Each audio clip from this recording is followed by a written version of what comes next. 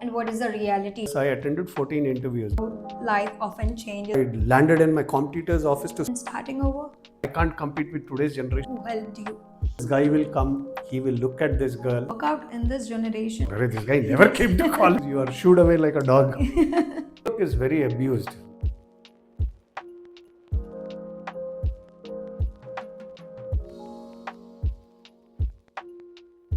Hello everyone, welcome to the very first episode of Real Conversations by Harmonov. I'm Samya Tumala, founder of Harmonov. Today, I'm very happy to be joined by Mr. Shashi Kant Dabral, an author, content creator, career mentor, and the founder of Pip Talks. Over 30 plus years of experience in people management, team building, and growth in career. Hi, sir. It's a pleasure to have you with us. Thank you, Soumya. Nice to be here to talk to you, and thank you for having me on your channel. What we're going to talk, and I'm excited because of that, is not only about leadership, but about sharing experiences and having honest conversations. I think if we can share honest conversations with people who are watching this, I think they can gain from our experience. So I'm excited to be a part of your first video. I'm really excited to have a conversation with you. So before we begin, I just want to tell you how the today's conversation is structured. So I have designed a few rounds, a structured way and all. So the first will go through your journey and all, like what are the things you have faced and the challenges and the experiences you're carrying and your beginning and all. Okay. We're going in that way. And if you start, let's start our first round. Sure. The roots where I come from. So, sir, tell us about the beginning of your professional journey. What was your first job, and what do you remember most about those earlier days? Going back to memory lane, my first job, first thing, a disclaimer, in our days, we never had any Google, we never had any Naukri. It was all going through newspapers, searching for job. Typically what you would have seen in the movies, that everybody looks at newspaper for job. So I started off, in those days only sales jobs were there. Yes. So I started my career in direct sales. And I joined a company which used to sell ceasefire. Okay. And we were to go door to door and sell ceasefire. So, and since those days all the Zoom meetings all were not there, you had to go every day morning 7:30. First in the morning meeting. That time they will not even have the meeting in office. So suppose you are assigned one area, everybody from that area will come there in the morning in a Irani hotel, have a meeting. You'll be told, okay, this is what your area is today. This is what 4 or 5 places you should go at least. Everybody leaves. And then you go door to door, you do all sales call, then you actually have a lunch break. There is no, because you're on field, so there's no this thing. So whenever you have lunchtime, 1 or 2 of us gather in some park, we eat something or an Irani hotel. Most of the days our lunch used to be tea and samosa. And then do that. Then in the evening, come back to office, file all the report, then go back in the evening. Because some customers will go to office, they'll come back home in the evening. So go back again in the evening. Then come back at 7 o'clock and meet again in a hotel. So closing of day. And then leave. So 1 week, 1 day in a week you used to go to office to file the report for every day. So that is where I started my job, first job. Couldn't stick there for long because door to door this thing. Then I joined a financial accounting software company in sales again. So my first few years had been in sales. I started my career in sales, and then of course I started other places. But the most memorable, if you ask me, was the only thing that our journey used to be that you used to go each every door. Some places you meet interesting people. Some people don't even want to talk to you. I remember I landed in my competitor's office to sell something. So luckily I could escape that situation smartly and I walked out. So if you ask memorable, yeah, that is what it is. Door to door sales, surviving on tea and samosa, and well, some places you get treated well, some places you are shooed away like a dog. That's a wonderful journey, sir. Like in your earlier days, how you have socializing and all, how you're meeting the people, how you're enjoying with them, and how you're doing your sales job as well. and I can see the quite balancing picture in your career days. So that's bring me to my next question. In your career, starting earlier days and all, so what is the imagination like? What you expected in the corporate and all, and what is the reality you have faced over there? Good. See, like I mentioned earlier, most of the times we used to have only sales openings. So, and I got corrupted because I attended 14 interviews, job interviews, and I cleared 13 interviews. So I thought, okay, I have arrived in life. I can get any job and I'll be successful. And all were sales jobs. So I thought I'll make a career in sales. And I thought this is where I'm going to be because I'm clearing all interviews. The first job, like I mentioned, I couldn't do for long because it was door-to-door sales. But then I went into second job and I thought, okay, I'm good at it because I was talking to corporates, I was selling software, I was training them. And that is when my whole direction of career changed because more than sales, I realized that I was good at training people. So when Okay. we sold a software, then we had to train people. And among all the people that were there, I was being sent for training a lot. So I realized that, okay, training. So what I thought about initial days that, okay, I'm going to make it big in sales, suddenly changed off into training. So yeah, so that point of time, initially I thought that I'm going to make a big name in sales, I'm going to be successful. Then the trajectory changed to training. So what I thought in the initial stages, and then what happened in the second stage, and where I am today, there's a clear cut. I mean, I didn't go like this, but I certainly moved like this. So vertically, the lesson for everybody who's watching this is growth need not happen only vertically. At times it moves sideways, Yes. horizontal. So you have to be open to it. It's very good to listen your perspective, sir. So how life often changes us, the path that we never expected Yeah. and all, and how we are end up at the last and all that is very unexpected. And you have landed in a very good place and all right now. Okay, sir. Let's move to the next question. Who were the people that influenced your growth in your earlier career days? Like who influenced you? Like who helped you? Mm. See, there are most of the places I think where I work with, I learned from all the colleagues and bosses. But if I were to tell somebody who had a major impact on me, was when I was pursuing my postgraduate diploma in industrial relations and personal management. I was not a very studious guy, so in inter, my attendance would have been maybe about 5%. In graduation, my attendance would have been hardly 5%. But I used to get first division. In those days, first division was good. Okay, I can't compete with today's generation because they score 95%. For us, getting first division or 80% was excellent.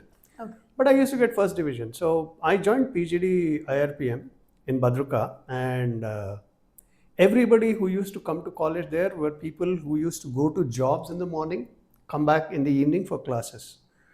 And at that point of time, I didn't have a job because I just had passed out from graduation. And I used to go in the evening, but not attend classes, roam around and do time pass. But I used to attend one class every day, and that was of human relations. I fell in love with that subject because of the faculty, the way he used to teach. And that subject actually got me hooked on. And I used to go every day to college whenever that class is there. And because I'm going that day to college, if there were other classes, I used to attend those classes. And everybody who was in my class thought that, okay, this guy is not going to pass because he never attends classes. Okay. I didn't care. I was in my own world. And surprisingly, I topped the whole college. Oh. And everybody was shocked. "Arey, this guy never came to college, but he's topping the college." But that professor, if I were to look back, I think he had a major impact and he got me hooked on to human relations. So I think that's where I can tell that he was the first person who had an impact. He gave a structure to my thinking Okay. because earlier to that, of course, you're telling this on camera, but my hobby used to be in graduation. As I told, I never used to attend classes. We used to sit in bus stop, me and my friend, and I used to see people coming every day for 1 2 hours. We used to sit there, time pass, just have tea, sit there, observing people. And I could tell exactly now this guy will come, he will look at this girl, he will go there, he will do this. Bang, 100% it became. So that kind of a habit, and when I went and met this faculty and I studied under him human relations, that gave a lot of confirmation to my thinking. what I had been observing in people and what he told actually made a lot of sense to me, and I got hooked on to people and human relations and people management from there. Okay. That's very good, sir. Like how the faculty influenced you, how they shaped you. So that's why in the ground level we need a someone who can shape the people and all. So okay, sir. Before we move to the next round, we'll have a small activity here. So you're able to see the tree here, right? We have a 10 elements. So you need to pick or five elements that represents your journey at your starting stage, like before you're getting to all this thing. What are the things you are carrying at the earlier stage? So Okay. I just want you to go for the five, and I just want to put it. 5 out of these 10. Yeah, out of Okay. 10. Good. Family first. Okay. Yeah. What is this? Values. Sticking. Yes. Let me put it for you. Self belief. There. Okay, here. You can go keep it anywhere. Hmm. Let me put it for you. Yes, sir. So I just wanted to take a one out of from here, like what is matters to you more whenever you have started your career. Hmm. I think at that point of time, if you look at it, what actually carried me forward was resilience. Okay. Because I didn't have a plan. I jumped from one to another. But I didn't give up. I said, okay, let me start doing whatever I can, and I kept continuing. So I think one, if you want to pull out, you can pull out that. Okay. And that's at the bottom, so that's the foundation. Yeah, that's a foundation. Yeah. So thank you, sir. Thank you for all your answers. Let's move to the round two, the crossing, what I had to cross. Hmm. Was there ever a point where you consider walking away from everything and starting over?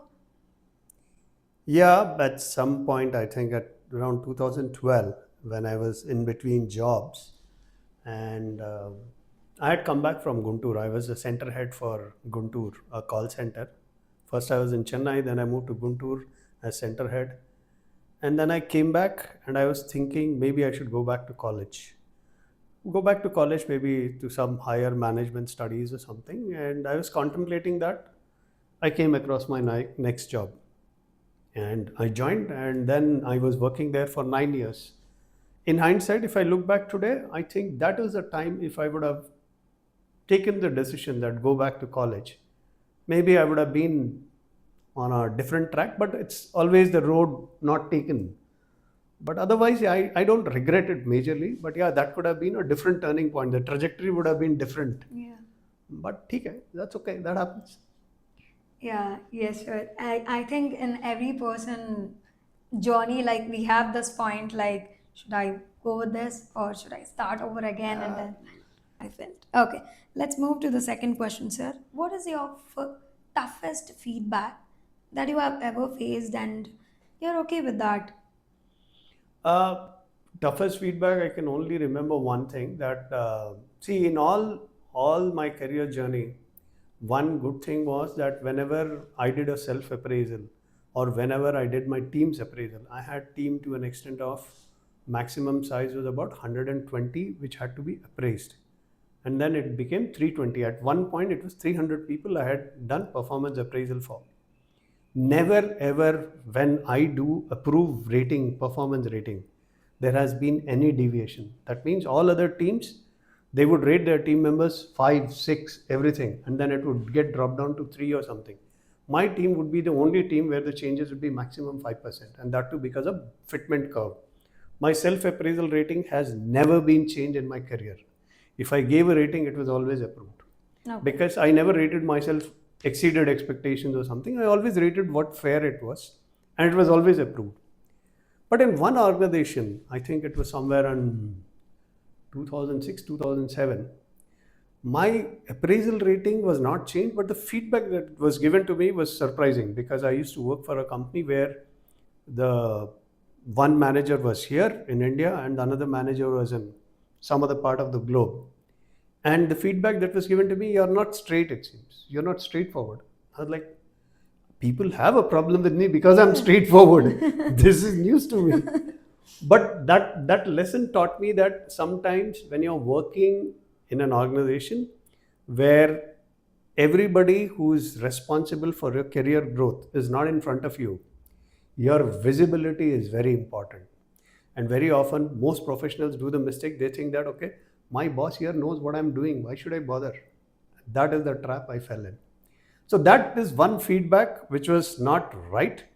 And I always felt bad about that feedback. That, okay, how come somebody could tell me this, which is against my basic nature itself? That's it. Yeah. Yes, sure. Again, this is a one perspective. Like I have heard with many people, like they thought it's like doing work is fine, but the visibility matters in the corporate and all. As you mentioned, like you're doing all the things, but Yeah. it goes on visible and all, and you are a straightforward, and they are just take it another way and all. Yeah, these things will happen, and that's how we grow, and that's how we learn and all. It happens more often than we Yeah. think of because Yes. there's something called recency effect in Hmm. performance appraisal. That means your managers remember only what happened in the recent past. Hmm. They don't remember you would have done great things 6 months back. It's forgotten. Yeah. You did a mistake 1 month back, that comes in your appraisal. Yes. So, visibility is very important. You need to find opportunities to create visibility for your work. It could be in terms of sending a weekly report or a monthly report, but ensure that visibility is there Yeah. so that you don't fall into the kind of situation I was in. Yeah. The people who are watching, the visibility matters more in corporate. Yeah, very much. Yeah. And so, looking back, what struggle shaped you into the leader you are today? Okay, good one. See, when I started my career and I needed job because that's a different part of the story because I had moved out of my house because I got married at a very early age and I had to keep doing a job. So I didn't have a choice. Neither in those days you had internet or anything where you could decide which career path you need to take. So what I did is I'm working in a company, I'm doing a job, I get some next job which I feel is better than this. Maybe it pays little more than this. So I jumped there. And I think this happened with me from 1991, 92 when I started my career till about 2000, no, 1996. I think 4 5 years, 97. 5 years I did this. Whichever job I'm getting, jump. Whichever job I'm getting, they had no relation with the previous job. So first I worked in sales, then I worked in training, then I worked in operations, then I worked in customer service, then finally ended up in credit control. Okay. From there, I started planning my career. Till Okay. then, it was all whatever is coming in front of you, just jump. So the advantage, first I'll tell you the advantage. The advantage is I worked in different sectors. I worked in different verticals. So not many people who are in sales would know what customer service is. Not many people who are in customer service know what would sales be, or what people in customer service are would know what is training. I had the opportunity to work in all these areas, so I had experience of that. The flip side, I couldn't consolidate. If Yes. I would have been working in one place, my growth would have been faster. Yeah. But I had the exposure of everything, which helped me later in my career. So at that point of time, it was a struggle. I was jumping from one place to another, couldn't consolidate, but later it helped me. So very rarely you find people who reach a manager or senior manager level who understand all the other three functions Yes. and are more sensitive towards them. So I had that advantage. Okay. So it's again another a big thing that I have heard, and you didn't consolidate and all. You're moving from one role to another role, and I felt I want to ask you one more thing from that.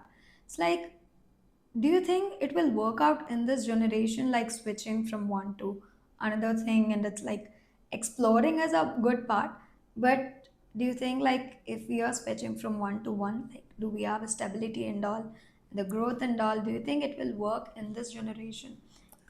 No, I don't think it has anything to do with generation, but it has to do with opportunities. See, the Yeah. problem is what is the purpose of you jumping the job? If the purpose of jumping or shifting a job is just few thousand rupees extra, suppose you're getting X amount somewhere, you're getting 20% extra and you're jumping. only for that reason, then it's a problem. Okay. Because what happens? Then you lose depth. Mm. And what I always tell everybody is that you need to look at what you're going to learn in your next job. Is it going to help you in your career goals? I didn't have a career goal at that time. Okay. But I expect people today to have a career goal because competition is different. Yes. Changes are happening very fast. And if you're not sure of where you want to be, then you'll be everywhere but nowhere. Yes. So what is important is you stay in an organization, stay in a role where you go through some cycles. You go through some project cycles where you complete one or two, three projects completely. You go through those stages where project is reviewed, mistakes are pointed out, then you rectify them, then you launch again. You go through one or two appraisal cycles where they tell you about your areas of improvement. Improve on that. And then maybe grow one level and then move. Yeah. Because what's going to happen is because opportunities are in abundance, you'll get distracted every day. Yes. Today you're working somewhere, you're getting another opportunity which is better, you jump there, tomorrow you get better opportunity. You will never be able to consolidate. So more than generation, I think it is about having your goal clear. If your goal is clear and with every job, you're becoming better professional, not just by your bank balance. Yes. That is important because what happens once you reach a certain level, the depth of knowledge will define how effective you are. Okay. Not the spread of roles you have done. That I Yeah. worked in 10 companies. You worked in 4 companies, but you have serious depth knowledge. You can see right from the time you present to a client, get the project, execute it, debug it, roll out the final thing. That experience is valuable in the long run. Yes, sir. We definitely need to have. We need to know before we're doing why I am doing. Like Exactly. if you're clear with that why I am doing this, then it would be okay. If you want to switch to many roles, it's totally fine. But you need to know why you're doing Yeah. that. Yeah. One disclaimer, if you find the workplace toxic, leave. Just leave it. Even if you have to take a pay cut, leave, because nothing is worth your self respect and your mental health. Yes. If these two are at stake, leave the job. Otherwise, consolidate. Yes. That's thing this today's generation everyone need to do. I have seen many cases like the people are burnout over there, but they're very insecure to move from one job to another job and all. I would recommend everyone to just leave whenever you guys felt it tough, and you can explore other things and all. Yeah. If you have a career goal, what to do and what not to do and all. And now, small activity that is a crossing. So you can see a bridge over here. So we have unfinished blocks in the bridge. Okay. So I want you to consider it as a crossing point to the corporate world. Like, what are the things you have crossed? It's like it's a decision or a risk or any setback or any decision or self-belief. What make you to cross this corporate bridge? So I want you to again pick 5 things out of this 10. Okay. So we'll talk about them. 5 things, huh? Yes. Risk, Okay. adaptability, difficult decisions. So can you tell us a brief about this, like what exactly all these things I made think you? so. Like I was telling you earlier, that when I started especially, there were a lot of uncertainties. I didn't have a plan in mind. I was just going with whatever was coming. So when you don't have a plan, you're facing at uncertainty at every step in your career. But the good thing was you adapt. Every role that you take, every new industry go, you adapt. When you're adapting and when you're dealing with uncertainty, you're likely to have self-doubt if you're a human being. You have doubt every time you take up something new, whether I'll be able to do it or not. Yes. Whether people admit it outside or not is different. But everybody has a doubt because you're venturing into something new. And as you grow, maybe 2 years experience, then again you have a self-doubt. You're embarrassed to talk outside about it, but you have that self-doubt. Then at that point of time, there are a lot of times you have to take difficult decisions. Sometimes you have to leave a job where you're good at and go to something new, which is not an easy decision. You take it. At times you fail. Yeah. Not all the times your decisions are right. You fail. And that actually leads to a setback. And then comes a risk that you take finally. And then you go ahead with it. Yeah. So that's good to know about your bridge and starting. So let's move to the round 3, what I carry. So right now we have explored like how you started and the challenges you have faced. Now, let's get into what you are carrying right now with you. Hmm. So, we'll go with that. So, you have more than 30 years of experience in this industry and all. So, just tell me, sir, at your starting stage, you think this is not required and all, and right now you felt this is needed one. It's like in the starting, you didn't think like, okay, this is not that thing I need to focus on. Right now, you felt this is a mandatory thing that you need to do. What are those things? I think not just me, everybody who starts a career, and I'm telling from my experience of my friends and colleagues, we focus more on process, performance. These things are very important to us because we want to ensure that we are excelling in our jobs and we are successful. And most of the times, what we end up missing is people, understanding people, connecting with people, learning. And these are three things I think which we miss. And when you miss these, the time you take to understand this and then grow, it takes a longer time. That's all. So today, if I were someone to ask me that, okay, what is different? I think you should not bother so much about the title that you have or what position you are in, and rather try to learn as much you can, make a place for yourself. In the initial stages of your career, I think whatever job you're doing is a foundation for your career. No matter which job you take up, you need to ensure you're the best at it. Whatever needs to be learned about the job, you learn it. Rather than bothering about, okay, my title is this, when will I become a team leader or a manager? Your depth should be what you should be focusing on. Learn as much as you can, establish your brand, because most of the times, if you look at anybody who is doing an interview today, any successful person will always remember his first job. Yes, My definitely. first boss was like this, my first job was like this. And when you're actually in that job, your mindset was entirely different. You were focusing on everything else that you shouldn't have been, and you never bothered about what you should have been focusing on. So I think that's the one thing I want to tell, that initial years of my career, I was also like that. I used to think about performance, process, everything. Didn't invest much of my time in people, building relationship across the teams. It is always, most of the professionals do that even today. My team, my department. I Okay. am more bothered about my department. The next department is my opponent. That is a problem. Yeah. If you start collaborating from an early age, that means there are so many people who are going to talk good about you. Most of the professionals do the mistake of having only his team, 4 or 5 people talking good of them. All other people are a pain.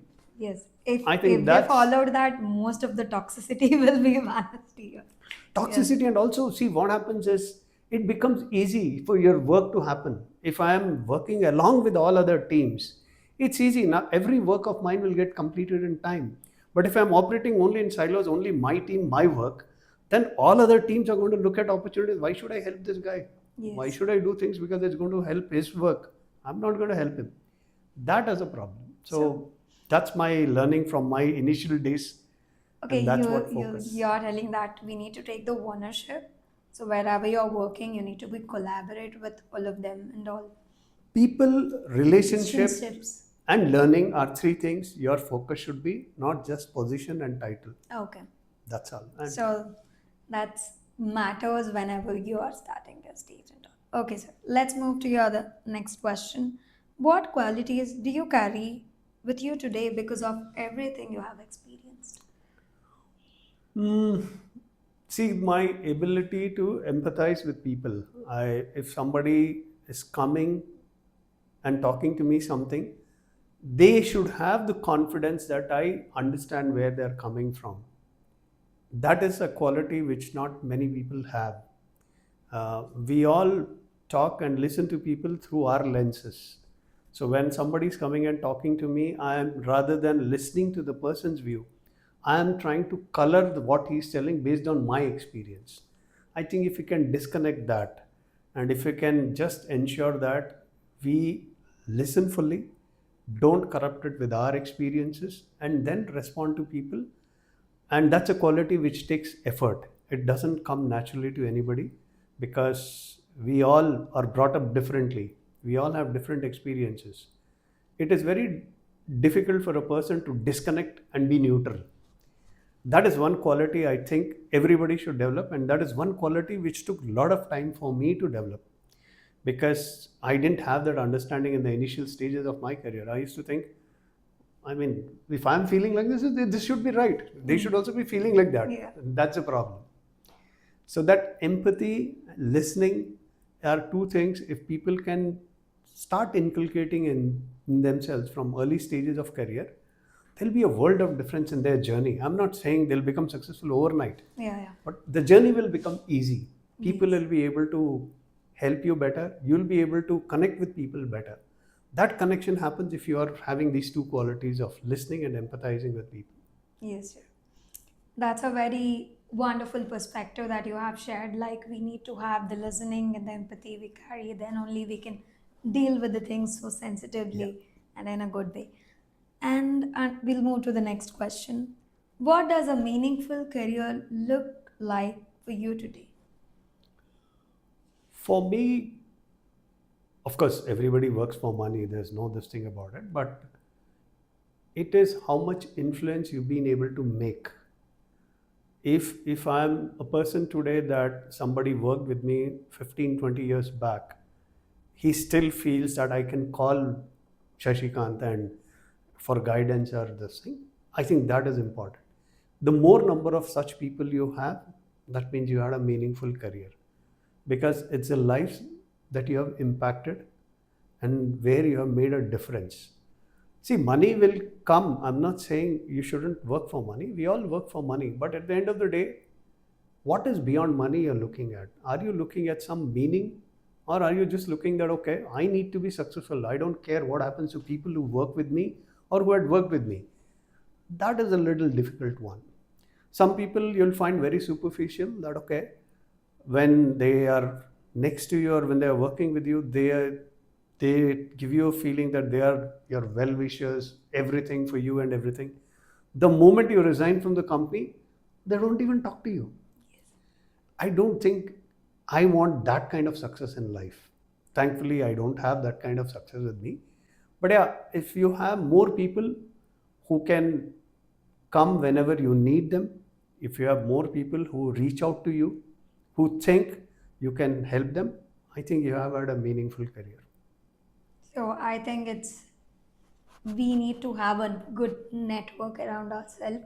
So good people surrounded by us. Network is very abused. Networking is often told that, okay, what can I get from him? If I'm good to him tomorrow, he can help me. That is not Okay, that's not a network. It's a connection, people connection. exactly. Okay. People to people connection are little different. Yeah, it is networking. You're right, but I'm telling networking word is abused nowadays. Yes. Everybody who reaches out to you on LinkedIn reaches out only because they have work. Yeah. Simple. Very rarely you find people who are connecting with you for genuine conversations. And I have had a lot of people who connected with me on LinkedIn, and when I just sent them some message, they never responded. So I just unfollowed them. I said, I don't want these people, I removed them. So, but there are a lot of people who reach out and who Yeah. tell something, I'm not interested, I respond to them. Sorry, at this point of time, I'm not, but I'll pick it up later. That basic courtesy, if you don't have, then that networking is abused. Yes. Thanks for all of your answers, like what you are carrying right now, the experiences, and the people that shaped you. Who are you right now? So I wanted to do a one more activity with you before we move into the share it table. So here you are able to see our corporate building. So at this point, like if you want to suggest to our people, what are the 5 things they need to carry in the corporate world?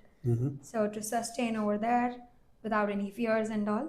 So what are the 5 things they need to maintain and they need to carry and the 5 stars they need to maintain?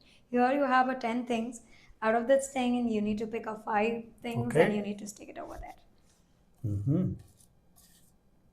Let me just see what it is. So we have a patience, discipline, integrity, humanity, leadership, accountability, wisdom, purpose, grateful optimism. So these points are relevant to leaders who are there or employees who are there. It's like for me, it's leaders. Okay. Right now, the leaders, what things they need to maintain right now. Okay, let's see. Let's see. Leadership. These are not in any order I'm putting, but Okay. these are 5 things which I think they should have. So that way, this is coming down. Too much. Again, foundation. Too much humility. Okay, so these are Sure. 5 as per me. Okay. I just wanted to give a quick brief of what exactly these things, like Hmm. what word you want to tell about each one of them.